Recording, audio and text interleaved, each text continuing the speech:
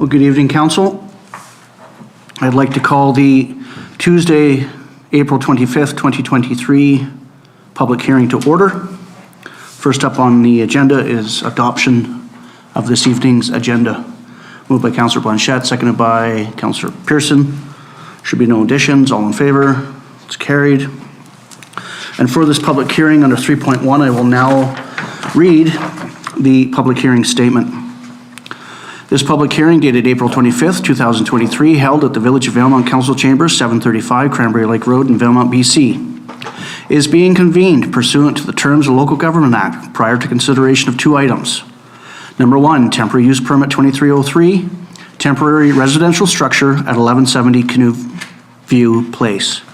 And number two, temporary use permit 2304, a renewal of temporary use permit 2104 to permit a temporary residential structure at 1133 14th Ave.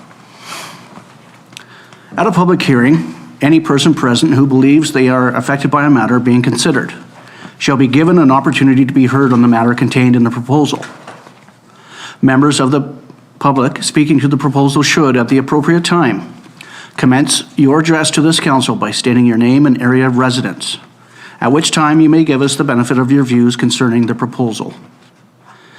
Everyone who deems their interests are affected shall be given the opportunity to be heard at this meeting. No one will be or should feel discouraged or prevented from making their views known.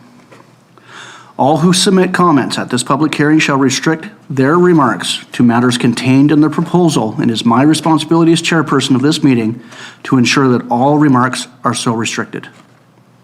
At the conclusion of a public hearing, council may, without further notice, give whatever effect council believes proper to the representation made at the hearing.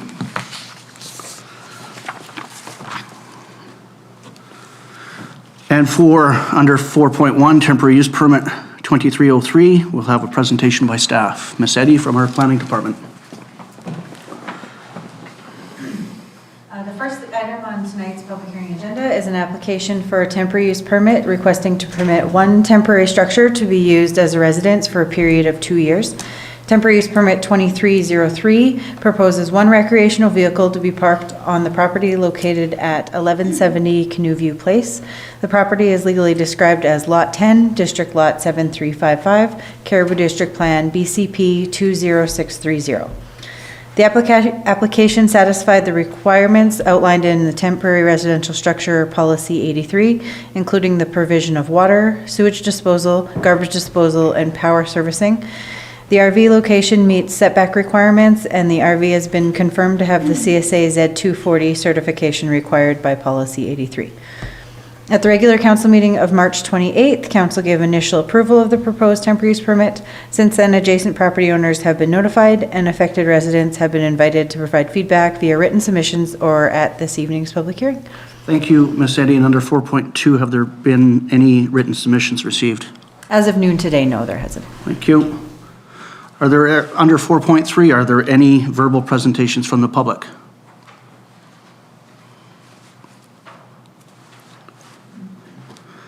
Is the proponent present? Under 4.5, are there any questions by council to the proponent or to staff? Moving along, item 5, temporary use permit 2304. Under 5.1, we will have a presentation by staff. Ms. Eddy from our planning department. So the second item on tonight's agenda is temporary use permit 2304, requesting one RV to be used as a residence for a period of 3 years. The application proposes to allow a recreational vehicle to be parked at 1133 14th Avenue. The property is legally described as Lot 38, Plan PGP 26762, District Lot 7355, Land District 05. Temporary use permit 2304 is the renewal of temporary use permit 2104 that was approved in 2021 and permitted an RV as a residence for a period of 1 year. The original unit approved with temporary use permit 2104 still remains on the property, and there have been no complaints or concerns from neighboring properties in the time the RV has been in place. The application satisfies all the requirements in temporary residential structure policy 83 for water, sewer, power, and garbage disposal, as well as structure location and setbacks. The RV does have the CSA Z240 certification required by the policy 83. This application was also given initial consideration at the March 28th council meeting. Since then, adjacent property owners have been notified, and affected residents are invited to provide feedback via written submissions or at tonight's public hearing. Thank you, Ms. Eddy. And under 5.2, have there been any written submissions received? As of noon, none for this one as well. Thank you very much. Are there any verbal presentations from the public under 5.3?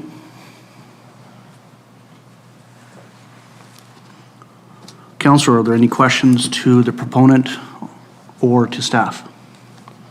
Councillor Pearson. Just clarification. I think in reading out, Ms. Eddy said it was for a period of 3 years, and on our report it shows 1 year. I have some clarification.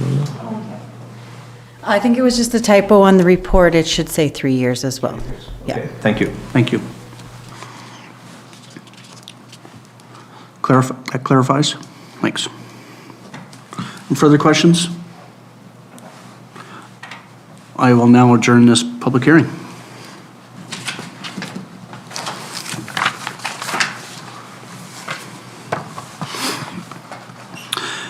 And now call to order the Tuesday, April 25th, 2023 regular meeting of council. First up on the agenda, under 2.1, looking to adopt the agenda for this evening as amended to include item 6.1, a UNBC Village of Valemount potential research partnership. What's council's wish? Moved by Councillor MacLean, second by Councillor Mulyk. Any further additions or deletions? All in favor? It's carried. Under 3.1, adoption of the minutes of the previous regular council meeting being April 11th, 2023. Moved by Councillor Blanchette, second by Councillor Pearson. Are there any errors or omissions arising? All in favor? It's carried. Item 3.2, adoption of the minutes of the previous public hearing being April 11th, 2023. Moved by Councillor Blanchette, second by Councillor MacLean. Are there any errors or omissions arising? All in favor? It's carried.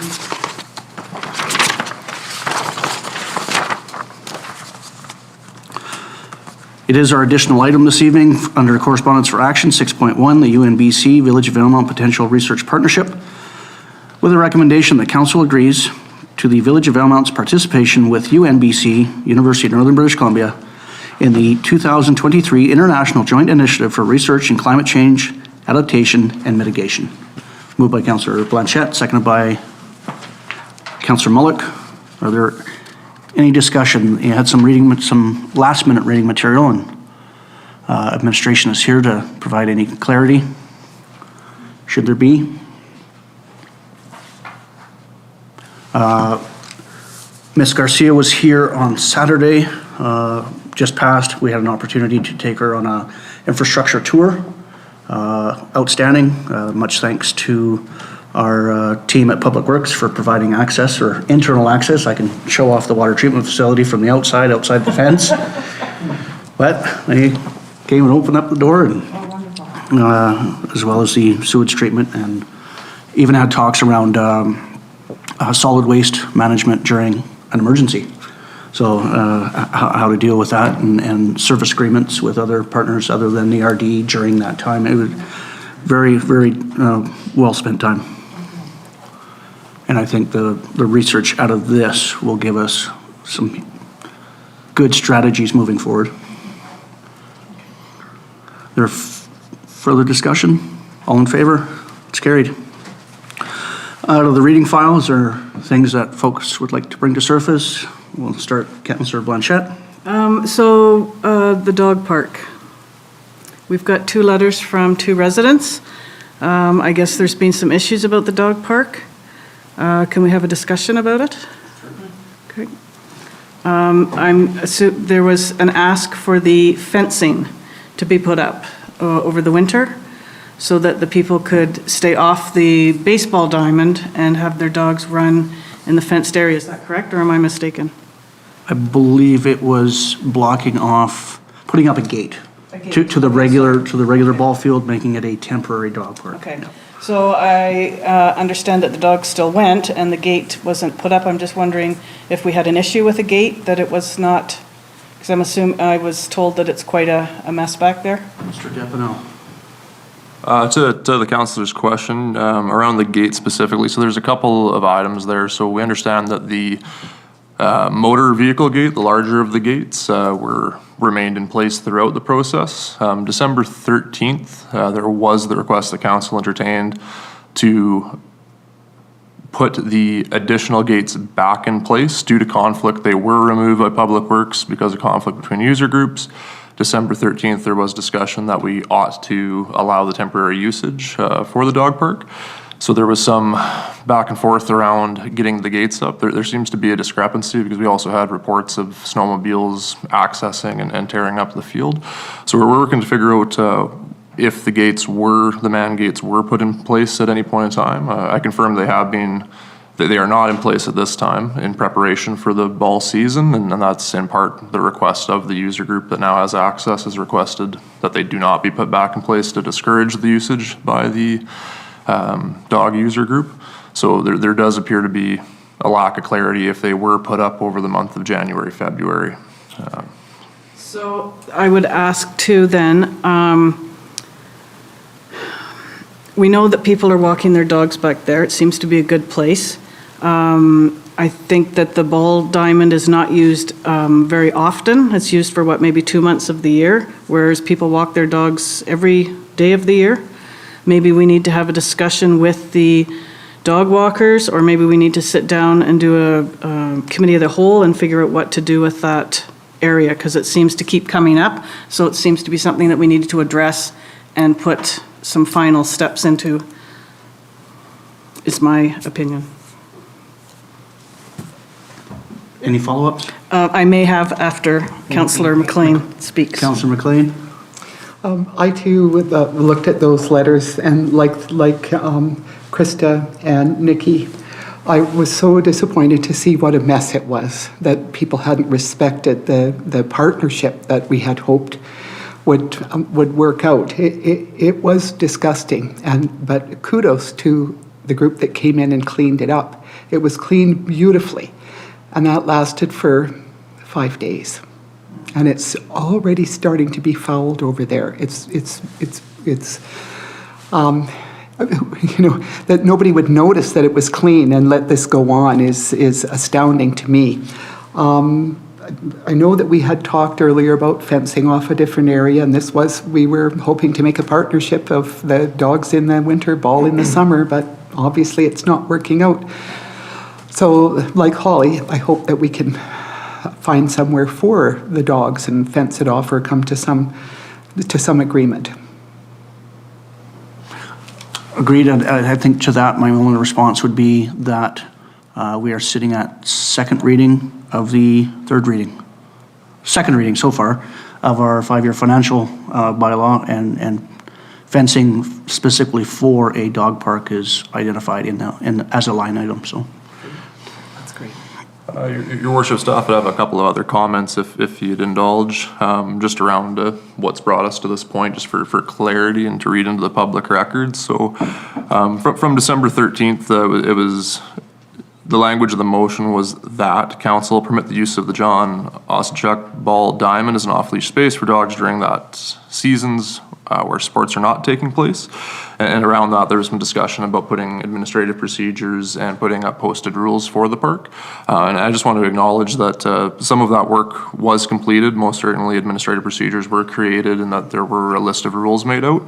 But I just want to own on behalf of my administration that we did not in fact post those additional chloroplast sign or otherwise at the park. And so I'd just like to apologize if there is any confusion around that I do take ownership of it on behalf of our team. That was an oversight on my piece. Mitigation around that, or how did that happen, was this was approved at the holidays when we did get back into the swing of things with the admin procedure. That was communicated internally. March 1st was the end of that dual usage period and the transition to maintenance ahead of the ball season. So we had about 60 days, and just within the plan to create that sign and order the sign, install the sign, unfortunately the time got away from us. So the confusion on the rules are something that I own. In the letters, there's talk about the signage, the no dog signage. So our understanding was that all no dog signs were taken down per the request to open that up to the usage. From the language included in the letters, it's our understanding that it appears there may have been a no dog sign missed out in the fields. We're not sure on the number that were out there. We know that several were taken down, and we thought in fact all were taken down, but again, if there was confusion, just something that we'll work to not have in the future should that be the case. To the matter of cleanliness, and then just moving forward, I echo Councillor MacLean's comments. We thought that it was brought up to an impeccable standard there by the community group, so I thank folks for following through on that commitment. For those at home listening or here tonight, Public Works staff will be doing a further clean of the park the end of this week ahead of the May 1st date when the user group begins their practices. So we do have a further cleaning set up for this week, and we will be putting out some social media and website advertisement just to help reinforce the transition between the seasons as we approach May 1st. Staff will bring this more formally, but as mentioned, there is funds in the proposed budget to try to see a future permanent solution to this, and we'll look forward to bringing that back to council in the future. It does appear that conflict or confusion is likely to continue if it is a dual use space. Would be staff's thoughts at this time, but we look forward to bringing you a proper full report of options in the near future. Thank you. Councillor Pearson? Yeah, just a few comments on it. One, as far as the limited use, the ball diamond will start being used May 1st, and that will run till probably end of September. So it's not sporadic use, it's going to be full on for the summer. It's disappointing that it came to this. We had dog walkers that came to us in good faith, and we gave an option. Unfortunately, it was abused by others. I think part of it, and Mr. Depenau referred to it too, is I think maybe we dropped the ball a little bit on communications, letting people know that the decision had been made to allow the use for the winter. I would not support it being a dual use going forward. It's just not practical for many reasons, one of which is health for the players. So I think we need to step up that part. And quite frankly, I mean, even looking to do a designated fenced area, I don't know if I would support it at this point, because how do we police it?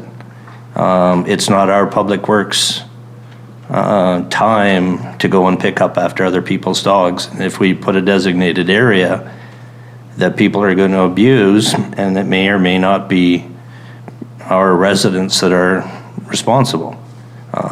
So I think we need to really look at this situation and how we move forward. Thank you, Councillor Pearson. Further discussion? Councillor Blanchette, back to you. So I agree about the health issue, but I think if we have a spot that we could look at and figure out if we could designate as a dog park, I think every single community pretty much has a dog park. I don't have a dog, but a dog park I think is a good idea.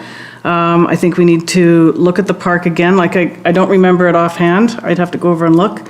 We've got fencing. And I mean, if we can offer the space and let it be known, you know what, this is your park, but you're gonna have to keep it clean. 9 out of 10 people are going to keep it clean. Everybody picks up after the dog except for that one that makes it a nuisance.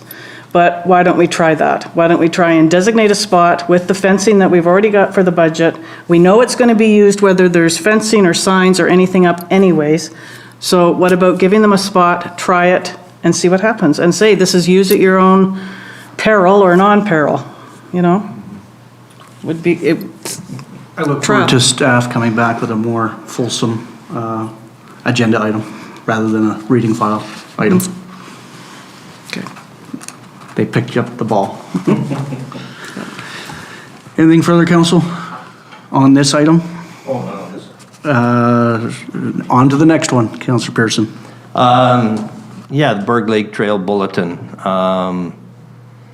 Yeah, it's good to see that Kinney will be available this summer, but 2025 for the whole trail is pretty disappointing, just with the impact on our community, tourism-based revenues.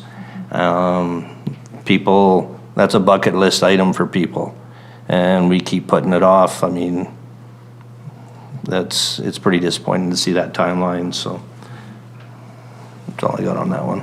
Okay. Councillor Mulyk? Just jump in, and I think there's still a lot of work to be done there, and I think that's the challenge for them. You know, when you've got only the operating season normally that you can get a lot of these things done, and you know, and just with the way that event occurred, I think there was some thought to seeing how it progressed. You know, whether it settled back a little bit or what was going to happen, but they are currently discussing routes and that type of thing right now in the next few days, actually. So hopefully we'll get some good news and things will get done a little bit quicker. But I just don't think they want to put it out that it's going to be available sooner. You know. Yeah. Is the Berg Lake access point from the Moose Pass accessible? You can. Yes. I mean, it Yeah. is very much Yeah, you know, a more robust entry, but to be honest, I don't know how much work they've done on it in the last few years. Okay. Because of the Berg Lake Trail being down, I think they let some of those areas go a little bit because they didn't want to encourage use that would come through the Berg Lake Trail. thank you. Anything further on the Berg Lake Trail? I would like to highlight the UBCM press release for new investments from Government of Canada supporting 45 local infrastructure projects across BC, with the Village of Valemount receiving $3.3 and change million towards our lift station infrastructure. So really pleased to see that. If there's nothing else further, on to administrative reports. 8.1, accounts payable, January through March 2023, the first quarter that it be received. Moved by Councillor Pearson, seconded by Councillor Blanchette. Any discussion? All in favor? It's carried. 8.2, Canada Day celebrations. There's a funding request to Tourism Valemount with the recommendation that staff request $1,500 from the Valemount Tourism Destination Marketing Organization for funding assistance with Canada Day celebrations. Moved by Councillor Blanchette, second by Councillor Mulyk. Discussion? All in favor? Better than ever. All in favor? It's carried.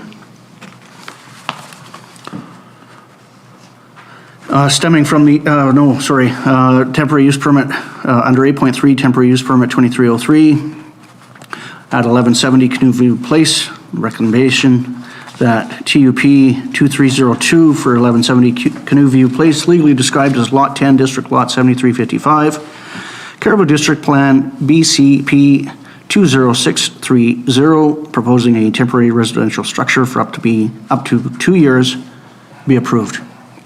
Moved by Councillor Blanchette, seconded by Councillor Mulyk. Discussion? All in favor? It's carried.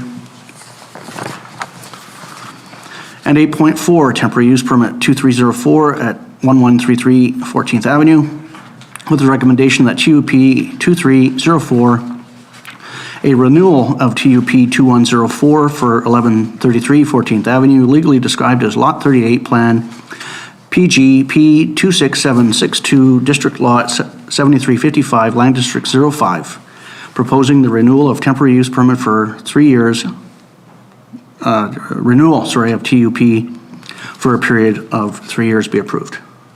Moved by Councillor MacLean, second by Councillor Pearson. Discussion? All in favor? It's carried. On to bylaws and policies, 9.5.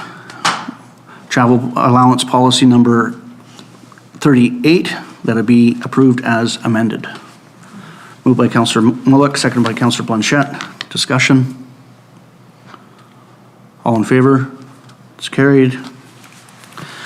9.2, 5-year financial plan bylaw number 871, 2023, that it be given third reading.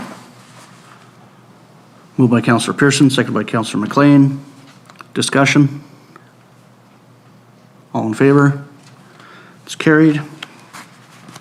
9.3, Reserve Fund Amendment Bylaw Number 873, 2023, that it be given first, second, and third reading. Moved by Councillor Blanchette, second by Councillor Mulyk. Discussion. All in favor? It's carried.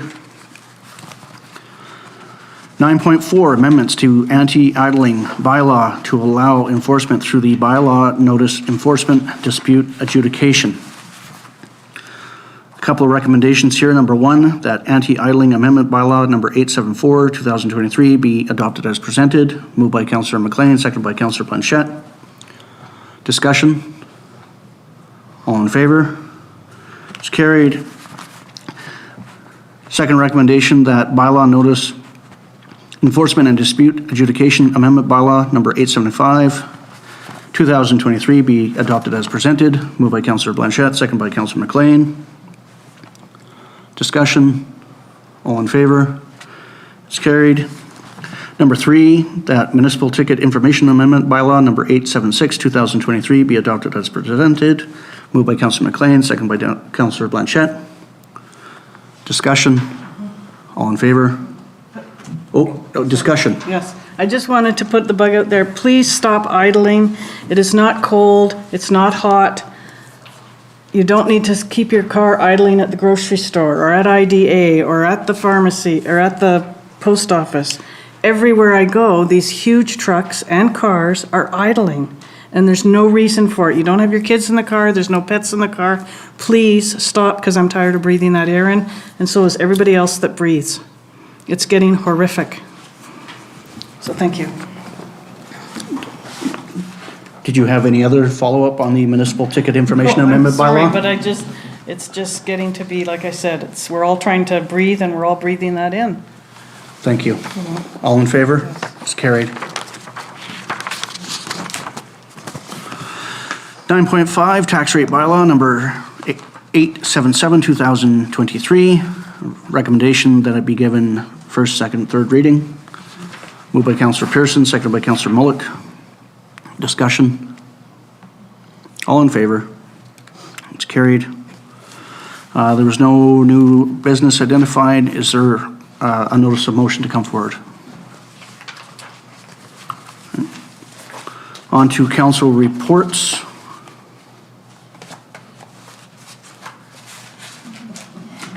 Councillor MacLean. I have nothing to report for this period. Why I was thinking, round 16 is coming and Next week. Next week. Next week we travel to Creston for to develop our strategy. excellent. Councillor Pearson? So April 12th, had a meeting with Mayor Torgerson and Economic Development Officers, Mrs. Lombardi, meeting with MLA Rolly Russell, the Parliamentary Secretary for Rural Development and Housing. I believe he had added on there. Good discussion on rural economic development, and did tours of both the Cedar Mill and the Comform Mill, and had generally great discussions. So April 13th, Zoom meeting on the old growth strategies. Very good discussions. I mean, a lot of that was going over my head, but it was very good to sit in and pick up some more information. That afternoon had the youth council at Valemount Secondary School. Pretty enthusiastic group of of students. We pulled an old resolution out of the records to discuss, and I just happened to pull the one on the public artwork and the debate over the Bigfoot statue for the Bigfoot Trail. Had a very, very energetic conversation on that topic, so it was a good meeting. And then April 2nd on Saturday, joined in for the carry-in takeout event put on by Tourism Valemount, which ended up a Mars Trail cleanup, and CAO Depenau and myself had the garbage truck at the old dump site and cleaned that up, and everybody gathered there with their bags of garbage, and it was a good event. And that's my report. Thank you, Councillor. Councillor Blanchette. I have nothing to report. What has the Clean Air Task Force been doing that you both have nothing to report? Yeah. Thank you. We're choking on the air. Councillor Mulyk. On April 13th, I also attended by Zoom, the old growth session. And like Councillor Pearson, I thought it was a great overview. I was amazed how quickly that 3 hours disappeared, because there was a lot of ground to cover on that, and it's pretty complicated, but I was really impressed with the way it was laid out. On April 20th, I met with the adjudication committee for the CBT ready grants. There was a wrap-up meeting, done again for another year. And on the 24th, I was actually here to help with Tourism Valemount for the celebration for the Tourism Week, and that was well attended. It was quite a good afternoon. Yeah, very well attended, Councillor, indeed. Does that conclude? Would be it. April 12th, meeting and tour with MLA Rolly Russell, Parliamentary Secretary of Rural Development. So, Mr. Depenau, thank you very much to your team for joining us for the two-thirds through. Much appreciated for the contributions from the active department. And thank you to Councillor Pearson for providing some history around some of the tourism projects that have unfolded and hopefully will be unfolded as we move forward. Later that day, I had an interview with the Pacific Institute for Climate Solutions regarding the press release for our partnership with UNBC around the identification and mitigation from natural and geohazards from a regional standpoint. Attended the Old Growth Strategic Review, local government virtual session on the 13th. On the 18th, I had a Kinbasket Debris Management Joint Committee meeting, along with members from Golden. The 19th and the 20th were a whirlwind of Regional District Fraser Fort George, starting with Director Orientation of Building Services and Bylaw Enforcement Services, Climate Action Committee, Rural Land Use Committee, Environments Parks Committee, the Regional Hospital Board, and the open board, regular board session. The 24th had 2 early morning interviews with CBC, one with CBC Daybreak North around the Trans Mountain Valemount Lodge camp closure, and a second one with CBC Daybreak South around that same issue. I'll backtrack. On the 22nd, had an infrastructure tour and discussion around further climate change mitigation with our partners from UNBC, Miss June Garcia Becerra. And then today, the 24th, yesterday was at the Tourism Week, International Tourism Week celebration upstairs. And then today I was in Prince George for the Old Growth Strategic Review Implementation Multi-Sectoral Workshop, and I think there was six northern communities and local governments in the room, some ENGOs, industry, and looking around the 14 recommendations and how together or a part, as we're all different stages in the game, how we see government rolling that out. Also with us today was Councillor Larry Lampro from Simp First Nation and one of their foresters, Glenn Foss. Mayor Runts was able to join us in Prince George, as well as Councillors Caputo and Carleena, which had some good insight from their past interactions with the forest sector. Craig Pryor from the Valemount Community Forest, Ray Thiessen from the Dunster Community Forest, Jason Alexander from Cedar Valley Holdings, Raj Basran from the Cedar operation in McBride. And I think as we got broken up into these different groups, we were able to have some really cool discussion around all of the 14 recommendations coming out of the strategic review. So much appreciated to the province and to their facilitators for putting that on. And then a quick reminder, tomorrow we do have the Columbia Basin Trust, Columbia Basin Management Plan afternoon open house at 3 p.m. through to about 6:30, and then from there we have an evening facilitated session all through the efforts of Columbia Basin Trust Board of Directors. I understand Director Carol Andrews is making the trip up from Castlegar to join us, as well as a staff team from throughout the basin. So hoping you can get your friends and neighbors and family and all involved, because it's one of many sessions throughout the management plan review.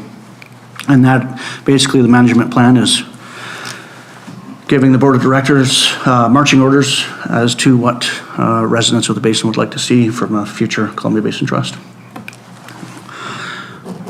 Motion to receive, Councillor Mulyk, second by Councillor Pearson. Q&A on the reports. All in favor? It's carried. And I had an agenda somewhere. There it is.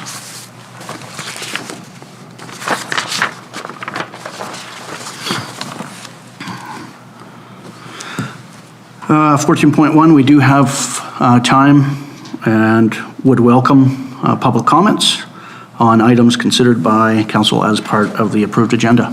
Are there any public comments this evening? Ms. Narayan, I don't think I need to read the preamble. I think we're good. Thank you. I'm Rashmi Narayan. I live in the village of Valemount.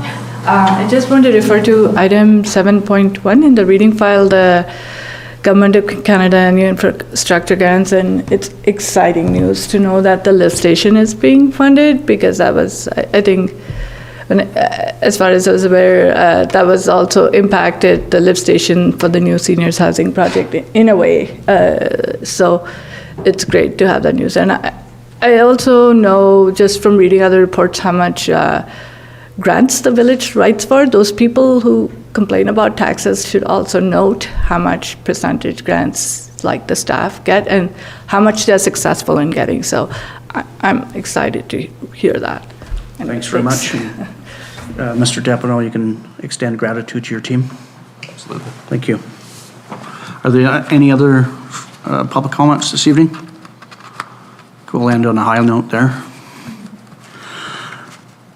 Thereby, I will ask council to give notice to proceed to an in-camera council meeting for a consideration of one item. Motion to receive public comments. Moved by Councillor Blanchette, second by Councillor Pearson. All in favor of receipt? It's carried. And now I'd ask council to give notice to proceed to an in-camera meeting for consideration of one item per section 91K of the Community Charter to discuss matters related to negotiations and related discussions respecting the proposed provision of a municipal service that are at their preliminary stages, and the review of council could reasonably be expected to harm the interest of the municipality if they were held in public. Moved by Councillor Blanchette, second by Councillor Pearson. All in favor? It's carried.